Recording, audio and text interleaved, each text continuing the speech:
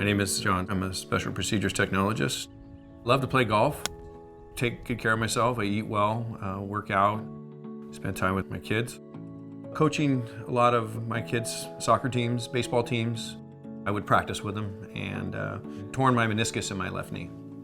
Ended up having to go to an orthopedic surgeon. He ended up having to suture my meniscus. That's kind of how it all started. 10 days after surgery, started developing a lot of foot pain. It was pretty excruciating. And it was at that point that I knew something wasn't right. My next steps were to visit the emergency room, and we discovered that I had a pulmonary embolism. Never did I think that I would have DVT.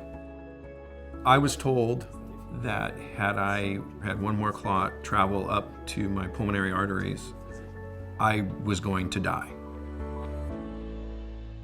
My name is John Moriarty. I'm an interventional radiologist. I deal primarily with problems of the veins and pulmonary emboli. A blood clot is a small grouping of your blood cells. This usually forms within your legs or within your arms. When this blood clot, called a DVT, moves to the lungs, it's called a pulmonary embolism. I was extremely worried and wanted to get this taken care of immediately. We had decided that having a device called an IVC filter placed would help protect me from developing further pulmonary embolisms. The goal of an IVC filter is to prevent the blood clot that's within the legs from moving from the legs to where it can cause real damage within the heart and lungs. Having an IVC filter placed is a minimally invasive procedure. The recovery was very short, manageable, and pain-free. Once my normal life resumed, I kind of forgot about the filter. There are no limitations as regards their activity, and patients can go back to work, go back to their normal activity. I never had any pain, I never had any discomfort.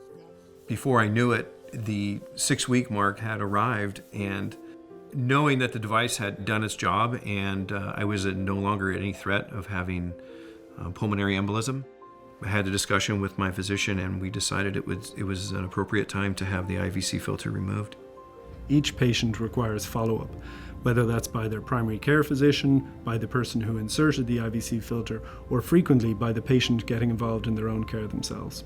It's your responsibility as an individual to make sure you follow up with your doctors. We want to prevent any of the problems of clot forming, IVC thrombosis, migration of the filter, or fracture of the filter. The removal procedure was fairly simple.